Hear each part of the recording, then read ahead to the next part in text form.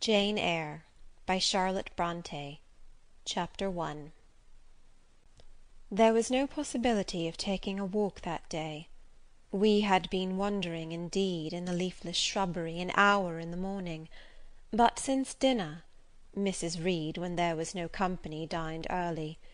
The cold winter wind had brought with it clouds so sombre, and a rain so penetrating, that further outdoor exercise was now out of the question. I was glad of it. I never liked long walks, especially on chilly afternoons. Dreadful to me was the coming home in the raw twilight, with nipped fingers and toes, and a heart saddened by the chidings of Bessie, the nurse, and humbled by the consciousness of my physical inferiority to Eliza, John, and Georgiana Reed. The said Eliza, John, and Georgiana were now clustered round their mamma in the drawing-room. She lay reclined on a sofa by the fireside, and with her darlings about her, for the time neither quarrelling nor crying, looked perfectly happy. Me she had dispensed from joining the group, saying, "She regretted to be under the necessity of keeping me at a distance, but that till she heard from Bessie, and could discover by her own observation that I was endeavouring in good earnest to acquire a more sociable and childlike disposition, a more attractive and sprightly manner, something lighter, franker, more natural, as it were, she really must exclude me from privileges intended only for contented, happy little children." "What does Bessie say I have done?" I asked. "Jane, I don't like cavillers or questioners. Besides, there is something truly forbidding in a child taking up her elders in that manner.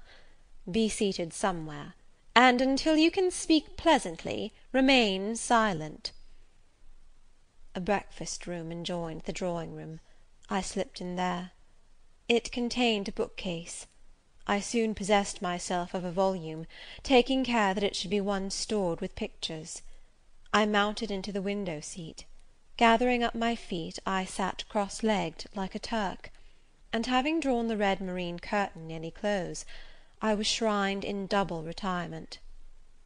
Folds of scarlet drapery shut in my view to the right hand; to the left were clear panes of glass, protecting, but not separating me from the drear November day. At intervals, while turning over the leaves of my book, I studied the aspect of that winter afternoon. Afar, it offered a pale blank of mist and cloud; near, a scene of wet lawn and storm-beat shrub, with ceaseless rain sweeping away wildly before a long and lamentable blast. I returned to my book, Bewick's History of British Birds. The letterpress thereof I cared little for, generally speaking; and yet there were certain introductory pages that, child as I was, I could not pass quite as a blank. They were those which treat of the haunts of sea-fowl, of the solitary rocks and promontories, by them only inhabited; of the coast of Norway, studded with isles from its southern extremity, the Lindness, or Naze, to the North Cape; where the northern ocean, in vast whirls, boils round the naked melancholy isles of farthest Thule, and the Atlantic surge pours in among the stormy Hebrides. Nor could I pass unnoticed the suggestion of the bleak shores of Lapland, Siberia, Spitzbergen, Nova Zembla, Iceland, Greenland, with the vast sweep of the Arctic zone, and those forlorn regions of dreary space, that reservoir of frost and snow, where firm fields of ice, the accumulation of centuries of winters, glazed in alpine heights above heights, surround the pole, and concentrate the multiplied rigours of extreme cold.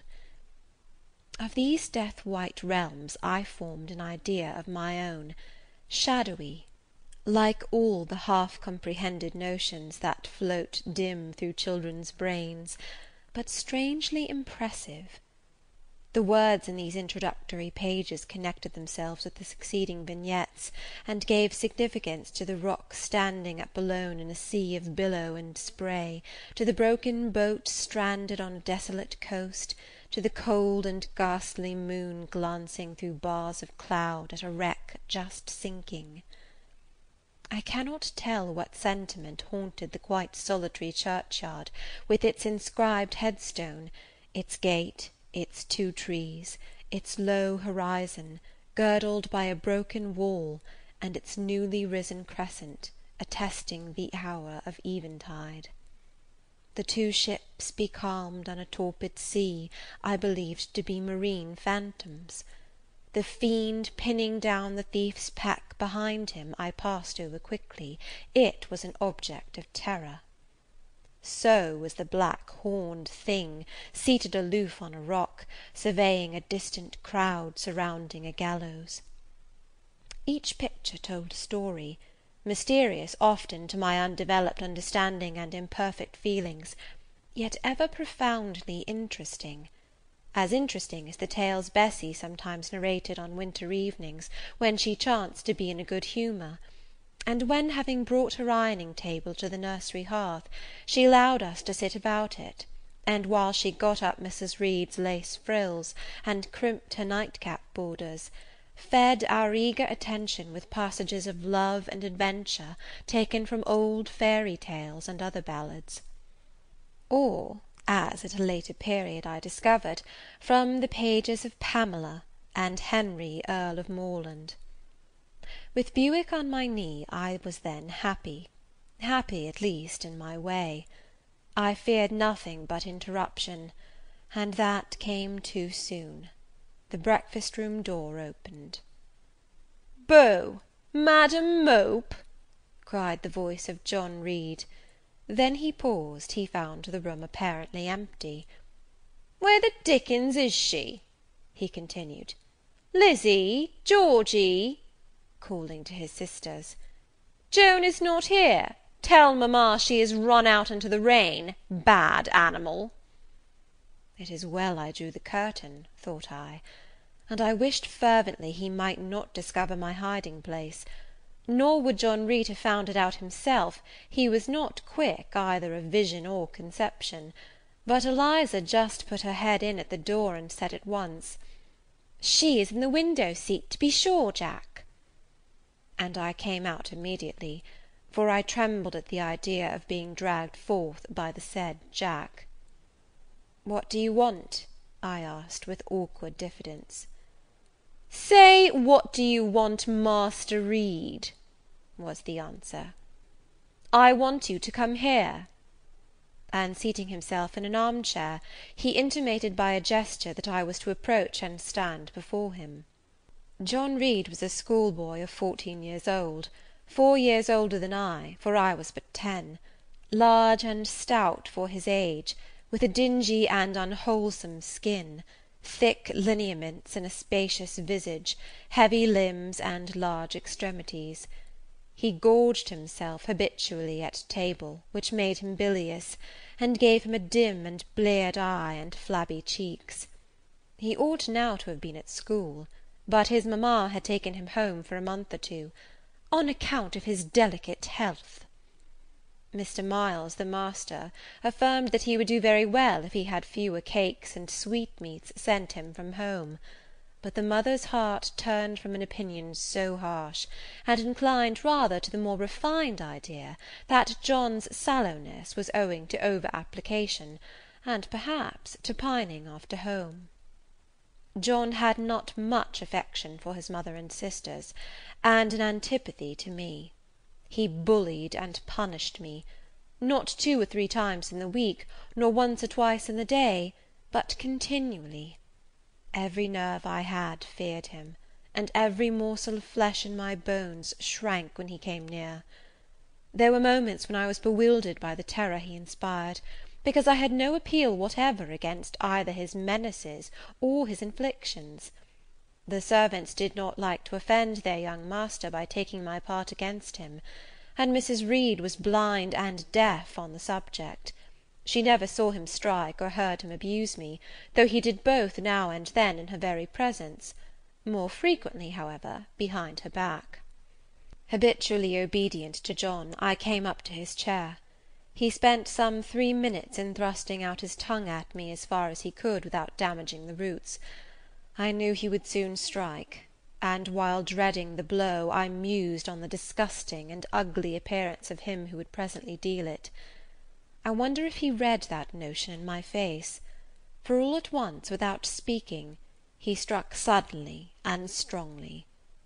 I tottered, and on regaining my equilibrium, retired back a step or two from his chair. "That is for your impudence in answering mamma a while since," said he, "and for your sneaking way of getting behind curtains, and for the look you had in your eyes 2 minutes since, you rat." Accustomed to John Reed's abuse, I never had an idea of replying to it. My care was how to endure the blow which would certainly follow the insult. "What were you doing behind the curtain?" he asked. "I was reading." "Show the book." I returned to the window, and fetched it thence. "You have no business to take our books.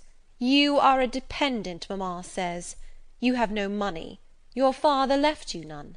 You ought to beg, and not to live here with gentlemen's children like us, and eat the same meals we do, and wear clothes at our mamma's expense.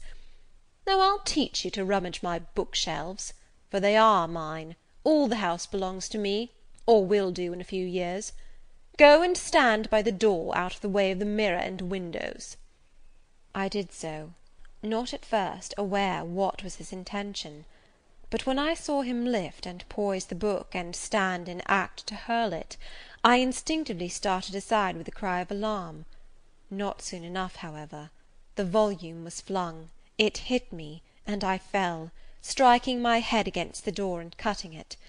The cut bled, the pain was sharp, my terror had passed its climax, other feelings succeeded. "Wicked and cruel boy," I said, "you are like a murderer, you are like a slave driver, you are like the Roman emperors." I had read Goldsmith's History of Rome, and had formed my opinion of Nero, Caligula, etc. Also I had drawn parallels in silence, which I never thought thus to have declared aloud. "What? What?" he cried. "Did she say that to me? Did you hear her, Eliza and Georgiana? Won't I tell mamma? But first—" He ran headlong at me. I felt him grasp my hair and my shoulder. He had closed with a desperate thing. I really saw in him a tyrant, a murderer. I felt a drop or two of blood from my head trickle down my neck, and was sensible of somewhat pungent suffering. These sensations for the time predominated over fear, and I received him in frantic sort. I don't very well know what I did with my hands, but he called me "rat, rat," and bellowed out aloud. Aid was near him. Eliza and Georgiana had run for Mrs. Reed, who was gone up stairs. She now came upon the scene, followed by Bessie and her maid Abbot. We were parted. I heard the words, "Dear, dear, what a fury to fly at Master John! Did ever anybody see such a picture of passion?" Then Mrs. Reed subjoined, "Take her away to the Red Room, and lock her in there." 4 hands were immediately laid upon me, and I was borne up stairs. Chapter 2